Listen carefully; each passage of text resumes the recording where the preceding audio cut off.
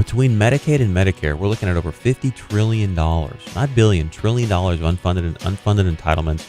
Your wife's a doctor. Talk to me about how do you solve that problem? Because I think that there's a way, but I haven't heard any of our elected officials talk about it. Now, Ryan's talking about block grants, and yes, it sounds good because you're going to move it over to the states, but does that really solve the problem? I don't think so. I want to hear from you, and then I'll give you kind of my thoughts and see what you think about that. Well, I mean, clearly what we need to do is we need everyone to recognize we have a problem. And, that's one of the But when you say that to me, like, people don't. Well, what do you mean? Well, I just saw a poll that said 63% of the American public believes that if we just eliminate some waste and fraud, we'll balance our budget.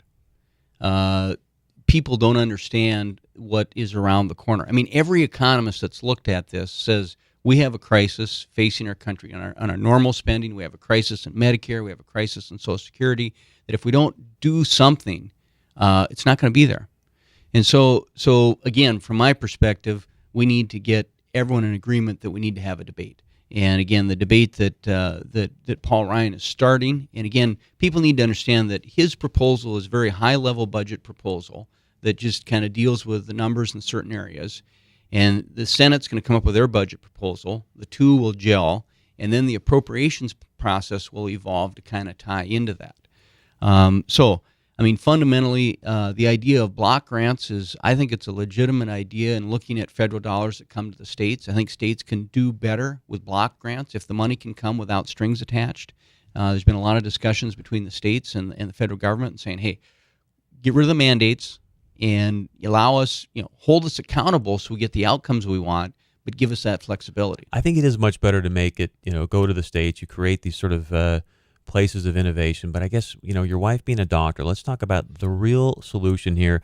Being a Republican, I want to believe that you believe in personal responsibility. Absolutely. Because even if you take X amount of dollars and give it to the state, you and I both know there's going to be more people on Medicaid with the situation the economy's in. 10,000 people a day are going on to Social Security, thus more Medicare. If there's X amount of dollars there, but more people are going on the dole, now it's less money per person, still doesn't really solve the problem. My thing is saying, why don't we create actually a health management system rather than this disease management system we've got, and start talking to people about personal responsibility around their health? If you want to go eat and smoke and drink yourself to practically death, great, go do that, but pay cash to the doctor. Don't raise my premiums because you don't want to take responsibility around your own personal health. Your thoughts on that? That's the only solution I see with these unfunded entitlements and the scenario that we face. Well, you're absolutely right. I mean, if you take a step back and look at the big picture, right now, and of course with Obamacare, it's treating everyone the same. I mean, They're saying, I don't care if you've managed your health or not. If you're about the same age and live in the same geographic area, you're classified the same. And I look at other insurance. I look at health or life insurance, for example. I mean, they do a very in-depth review to say, here's the premium that you need to pay for your life insurance. And where you say if someone wants a lower premium, then they have healthier habits or habits that, statistically show they're going to live longer.